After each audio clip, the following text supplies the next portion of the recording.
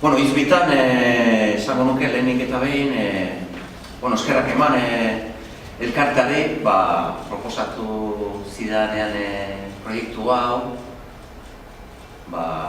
nigan konfiantza somatu nuelako, hasiera-hasieratik eta alde hortatik eskerrak eman nahi dizkizuet. Eta hau bestetik, esango nuke, lanaren prozesuan, alde batetik izan zen informazioa jaso, eta gero nire galbaetik pasan nuen. Izan ere ezpain nuen nahi eta zitzaidan egoki iruditzen informazio zurungiloetan irakurle itotzea ez da. Zuek esan dezuten bezalaxe, hau didaktikoa da, eta gero ere esango nuke, elkarlanaren filosofia ere hor egon dela, eta beti ere nire noski egon naizela eurekin hartu emanean, eta hori hau dela ondorioa edo fruitua ez da.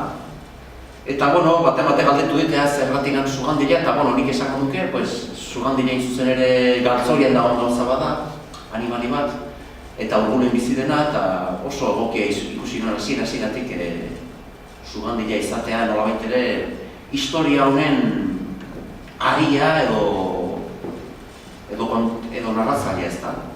Eta narrazki aldetik ez dut inolako lehen esan bezala ez naiz gehiegi ito informazio historikoetan eta monumentuetan eta izan ere saiatu bai naiz gidoian eta elkarrizketetan ez da.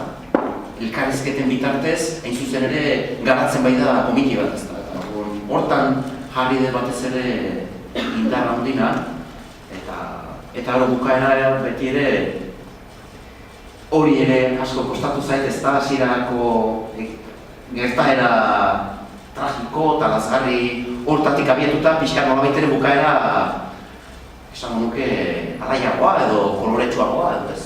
Pixka hori izan da erronka eta hori da nire lana, eta gero zuek izango dezue, azken izan oski eta irakurleek ez, izan ere, unmengan pentsatu behiret, dudira. Eurek bai dira gure etorkizuna.